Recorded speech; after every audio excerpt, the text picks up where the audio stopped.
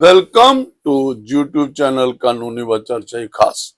लेकिन आज कानून की बात होगी, कानूनी चर्चा होगी और टॉपिक हमारा रहेगा चेक बाउंस केसेस, जो निगोशिएबल ऑफ इंस्ट्रूमेंट एक्ट और जो चैप्टर 17 है और उसकी जो सेक्शन रेलेवेंट है, जो हम चेक बाउंस केसेस के रिलेटेड होती है, चेक डिसऑनर केसेस के रिलेटेड होती है, वो है 138 से लेकर 147 negotiable of instrument act. Complaint कैसे दायर होती है, प्रोसेस कैसे इशू होता है, इस पे हम बात करेंगे। लेकिन देखिए, ये 138 के अंदर भी प्रोसीजर कुछ है, लेकिन हमें फॉलो करना पड़ता है code of criminal procedure simultaneously उसके साथ। और ये जो प्रोविजन फैसिलिटेट करें जो प्रोसीडिंग्स हैं, तो ये आज मैं जो 138 के रिलेटेड, देखिए हुआ क्या, हम क्या करते थे 138 के नीचे जब कोई कंप्लेंट दायर होती थी, मैजिस्ट्रेट क्या करता था, तो वो प्रोसेस इशू करके कॉग्निजेंस लेता था जब कोई कंप्लेंट दायर होती थी। तो कॉग्निजेंस लेने के बाद, लेकिन जो सेक्शन एक टाइम पे आपको जानकारी होगी 200 कोड ऑफ क्रिमिनल प्रोसीजर की।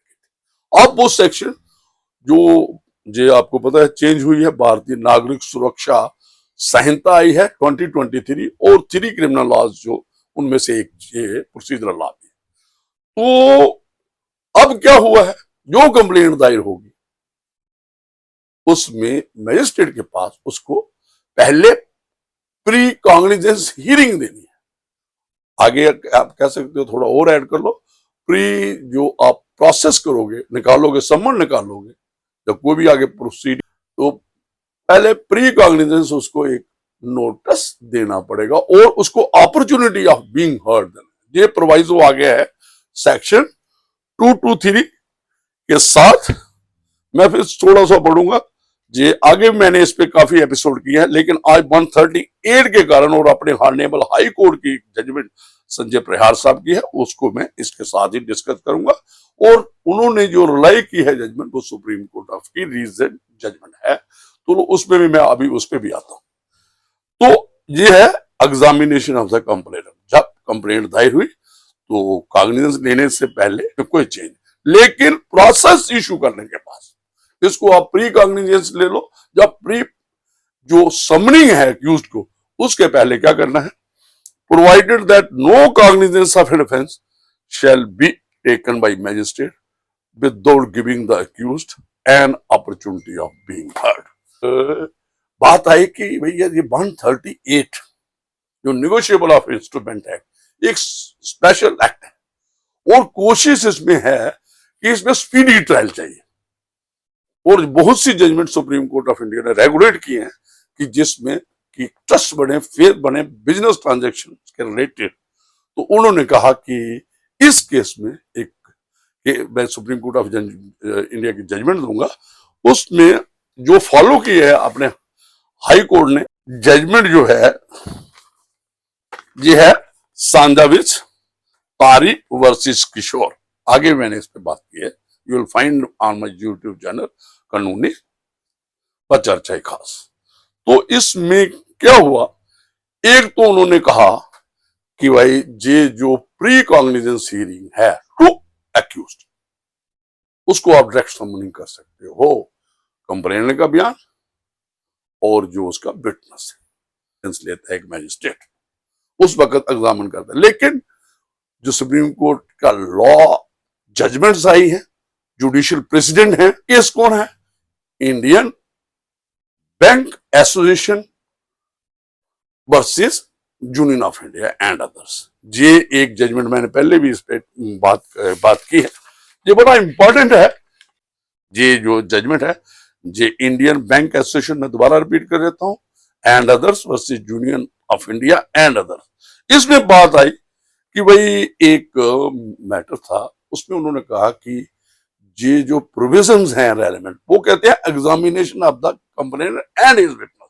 तो उन्होंने कहा नो, तो ये इनकन्वीनियंस है जो कंप्लेनेंट आएगा, और काफी लोग बैंक के एम्प्लॉय होते थे, वो जब कंप्लेंट फाइल करते तो उन्होंने कहा कि कंप्लेनेंट ने जो एफिडेविट दिया है और जो कंप्लेंट है वो ऑब्वियसली सपोर्टेड विद एफिडेविट है, तो वो आगे वो उस पे कॉग्निजेंस अगर अदरवाइज प्राइमा फेसी वो आगे प्रोसीड करना चाहता है, केस मेड आउट है, तो मैजिस्ट्रेट कर सकता है। ये जो प्री कॉग्निजेंस स्टेज पे था, वो कंप्लेंट के साथ दे दिया, उसी को आफ्टरवर्ड्स आपको नया एफिडेविट जो 145 ऑफ जो निगोशिएबल इंस्ट्रूमेंट है, जब एविडेंस शुरू होती है इन सपोर्ट, वही एफिडेविट जो कंप्लेनेंट के साथ है, ऑब्वियसली वो दैट इज सफिशिएंट, तो उसको ही एविडेंस और फिर क्रॉस एग्जामिन के लिए जो भी होगा वो 145 में जो है प्रोविजन है उसको कंप्लाइज करनी है।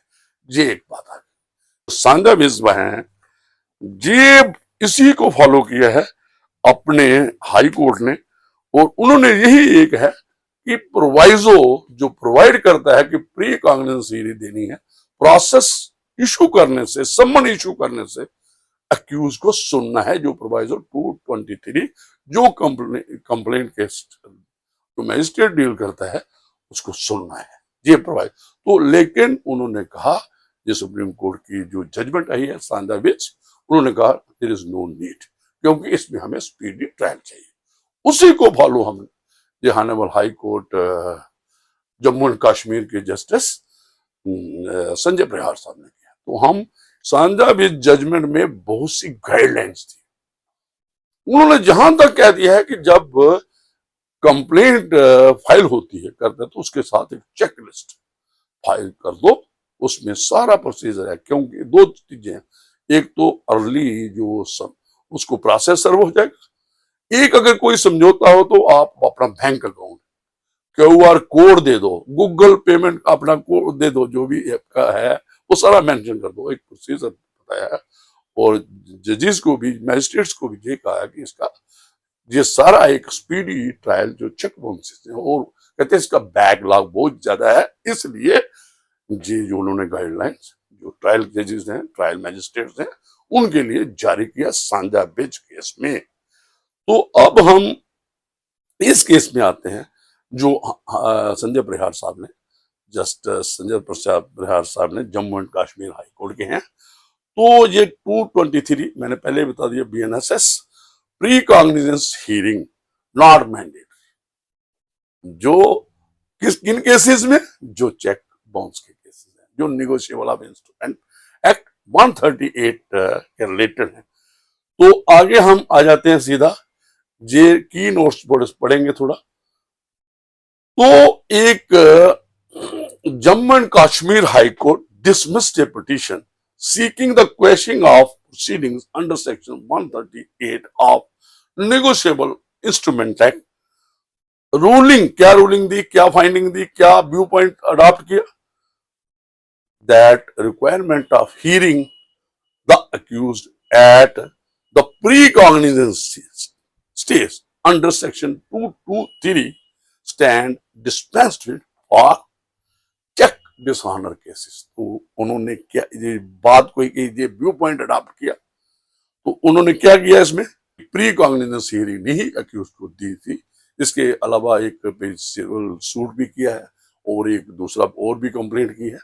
तो हमें कन्फाइंड रखना है कि प्री कॉग्निजेंस जो हियरिंग है 223 के प्रोवाइजर के मुताबिक ये जरूरी नहीं है। ये क्यों?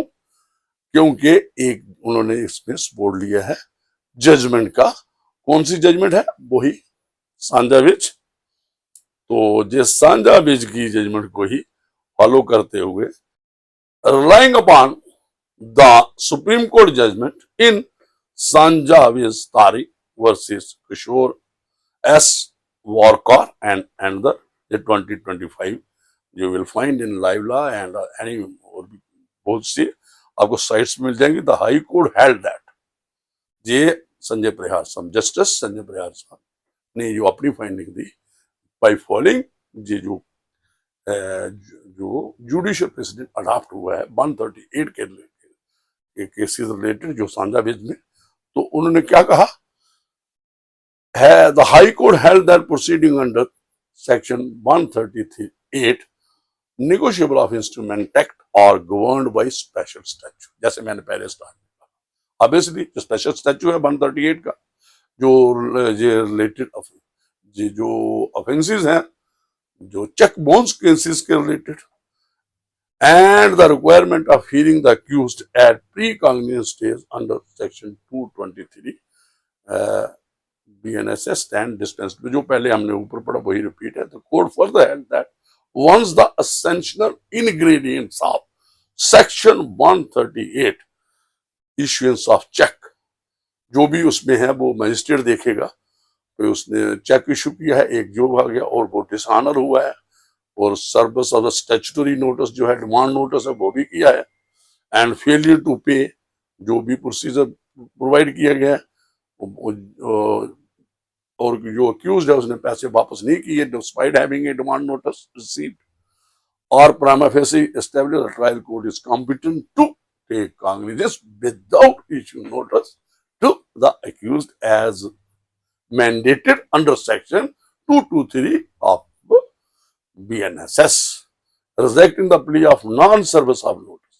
जे जो पिटिशनर लिया था क्वैश करने के लिए कि प्री कॉग्निजेंस नोटिस मुझे नहीं दिया, rejecting the plea of non-service notice, the court noted that postal receipts clearly demonstrated service at the same address where the petitioner had earlier appeared through counsel and sought time to the objection. The argument of denial of hearing was also rejected as being contrary to the record, as the court noted that physical non-production of petitioner was deliberately avoided by the counsel, thus the plea was dismissed। तो जे case कौन सा है? जे जो honourable High Court of Jammu and Kashmir का है, इसका title क्या है? Jasvir Singh and others versus Jugal किशोर।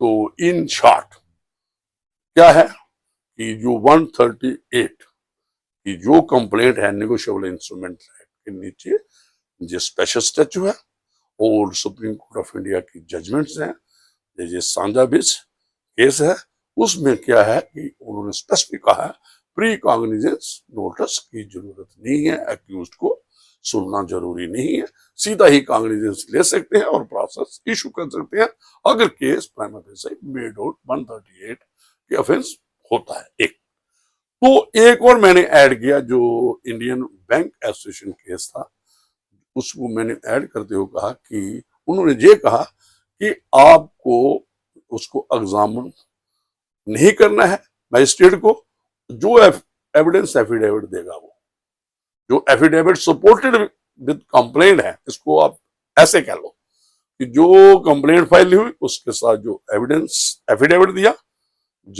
मैं ऐसे करूंगा सिंपलीफाई कि जो उसके साथ सपोर्टेड एफिडेविट है और अदर रिकॉर्ड देखते हुए अगर मैजिस्ट्रेट सेटिस्फाई हो जाता है कि prima facie case is made out, तो he can issue the process. There is no need to have personal examination of the accused as warranted under section 200, जो पुराना केस है BNSS कोड ऑफ क्रिमिनल, ऐसा भी कहा। और एक और उन्होंने कहा कि भाई आप क्या कर सकते हो, जो पहला कंप्लेंट के साथ एविडेंस जो एफिडेविट है कंप्लेंट के साथ जो सपोर्टेड है, जिस पे कॉग्निजेंस ली गई, प्रोसेस इशू हुआ, afterwards it can be considered as a evidence, वो 145 के नीचे नेगोशिएबल इंस्ट्रूमेंट का के है, और अपॉर्चुनिटी जो अक्यूज को होती है क्रॉस एग्जामिन की, वो अवेल कर सकता है in compliance to 145 of negotiable instrument act.